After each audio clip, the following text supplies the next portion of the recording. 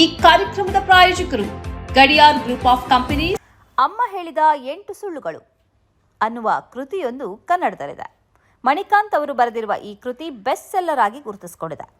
ಇದೀಗ ಇಂಥದ್ದೇ ಒಂದು ಸುಳ್ಳಿನ ಕಾರಣಕ್ಕಾಗಿ ತಾಯಿಯೊಬ್ಬರು ಸುದ್ದಿಯಲ್ಲಿದ್ದಾರೆ. ಅವರು ಬೇರಾರೂ ಅಲ್ಲ, ಕೇರಳದ ತಿರುವನಂತಪುರದಲ್ಲಿ 5 ಮಂದಿಯನ್ನ ಹತ್ಯೆ ಮಾಡಿದ ಆಫಾನ್ ಎಂಬ ಯುವಕನ ತಾಯಿ ಶಮಿ ದೀದಿ.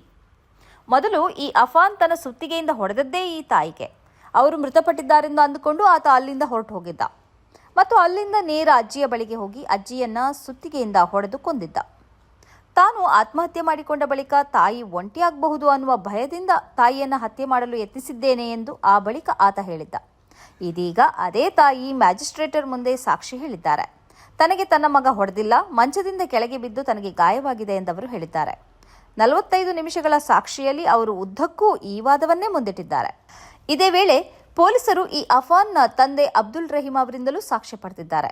ತಾನು ವಿದೇಶದಲ್ಲಿ ತಲೆ ತಪ್ಪಿಸಿಕೊಂಡು ಬದುಕುತ್ತಿದ್ದೆ, ತನ್ನ ಇಕಾಮ ನವೀಕರಣ ಆಗಿರಲಿಲ್ಲ, ಆದ್ದರಿಂದ ಪೊಲೀಸರು ತನ್ನನ್ನು ಯಾವಾಗ ಬೇಕಾದರೂ ಬಂಧಿಸಬಹುದಿತ್ತು. ಈ ಹಿನ್ನೆಲೆಯಲ್ಲಿ ಮನೆಗೆ ಕರೆ ಮಾಡ್ತಿರಲಿಲ್ಲ, ಆದ್ದರಿಂದ ಮನೆಯ ಆರ್ಥಿಕ ಪರಿಸ್ಥಿತಿ ಮತ್ತು ವಹಿವಾಟುಗಳ ಬಗ್ಗೆ ತನಗೆ ಅಷ್ಟಾಗಿ ಗೊತ್ತಿಲ್ಲ ಎಂದವರು ಹೇಳಿದ್ದಾರೆ. ಈ ತಾಯಿ ಸೋಡ್ತಿ ನಡೆಸ್ತಾ ಇದ್ರು. ಆರ್ಥಿಕ ಅಡಚಣೆಯ ಕಾರಣಕ್ಕಾಗಿ ಅವರು ಇದಕ್ಕೆ ಕೈ ಹಾಕಿದ್ದರು. ಈ ನಡುವೆ ಚಿಕ್ಕಪ್ಪ ಲತೀಫ್ ಅವರ ಪತ್ನಿ ಶಾಹಿದಾ ಅವರಿಗೆ ಸೋಡ್ತಿ ಬಂತು, ಆದರೆ ಅವರಿಗೆ ಕೊಡಲು ಹಣ ಇರಲಿಲ್ಲ. ಇದರಿಂದಾಗಿ ಲತೀಫ್ ಮತ್ತು ಆಫಾನ್ ನಡುವೆ ಜಗಳವಾಗಿತ್ತು. ಇದೇ ಹಿನ್ನೆಲೆಯಲ್ಲಿ ಆತ ಲತೀಫ್ ಮತ್ತು ಅವರ ಪತ್ನಿಯನ್ನ ಹತ್ಯೆ ಮಾಡಿದ್ದಾನೆ ಎಂದು ಪೊಲೀಸರು ತಿಳಿಸಿದ್ದಾರೆ. ತನ್ನ ತಾಯಿಯನ್ನ ಅಜ್ಜಿ ಯಾವಾಗಲೂ ದೂರುತ್ತಿದ್ರು. ಮನೆಯ ಆರ್ಥಿಕ ಅವ್ಯವಸ್ಥೆಗೆ ನನ್ನ ಅಮ್ಮನೇ ಕಾರಣ ಎಂದು ಹೇಳುತ್ತಿದ್ರು. ಇದು ತನಗೆ ನೋವನ್ನುಂಟು ಮಾಡಿತ್ತು, ಆದ್ದರಿಂದಲೇ ಅವರನ್ನ ಹತ್ಯೆ ಮಾಡಿದೆ ಎಂದು ಕೂಡ ಆತ ತಿಳಿಸಿದ್ದಾಗಿ ಪೊಲೀಸರು ಹೇಳಿದ್ದಾರೆ. ತನಗೆ ಚಿಕ್ಕಮ್ಮನ ಮೇಲೆ ದ್ವೇಷ ಇರಲಿಲ್ಲ, ಆದರೆ ಚಿಕ್ಕಪ್ಪನನ್ನ ಕೊಂದ ಮಾಹಿತಿಯನ್ನು ಪೊಲೀಸರಿಗೆ ಇವರು ನೀಡಬಹುದು ಎಂಬ ಭೀತಿಯಿಂದ ತಾನು ಚಿಕ್ಕಮ್ಮನನ್ನ ಹತ್ಯೆ ಮಾಡಿದೆ ಎಂದು ಆತ ಹೇಳಿದ್ದಾನೆ. ಗೆಳತಿಯ ಮೇಲೆ ಆತನಿಗೆ ದ್ವೇಷವೇನೂ ಇರಲಿಲ್ಲ.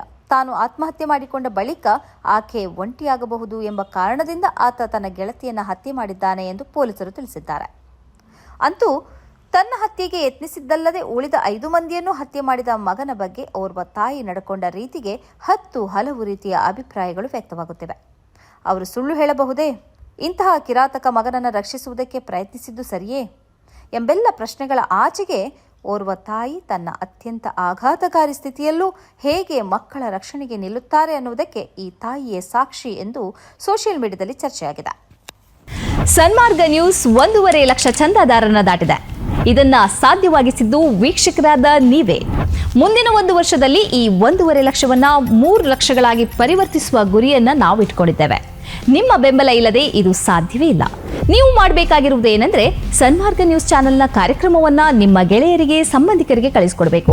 ಅವರಲ್ಲೂ ಸಬ್ಸ್ಕ್ರೈಬ್ ಮಾಡುವಂತೆ ಹೇಳಬೇಕು. ನಿಮ್ಮ ಮನೆಯವರಲ್ಲೂ ಹೇಳಬೇಕು. ಸುದ್ದಿಗಳ ಸಂತೆಯಿಂದ ಸತ್ಯದ ಸುದ್ದಿಯನ್ನ ಹೆಕ್ಕಿಕೊಡುವ ನಮ್ಮ ಪ್ರಯತ್ನ ಮುಂದುವರಿಯಬೇಕಾದ್ರೆ ನೀವು ಇಷ್ಟನ್ನಾದ್ರೂ ಮಾಡಲೇಬೇಕು.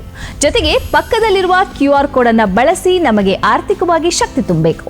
ಸುಳ್ಳಿನ ಎದುರು ನಮ್ಮ ಧ್ವನಿ ತಗ್ಗದೇ ಇರಬೇಕಾದ್ರೆ ನಾವು ಆರ್ಥಿಕವಾಗಿ ಪರಾವಲಂಬಿಗಳಾಗಿರಬಾರದು.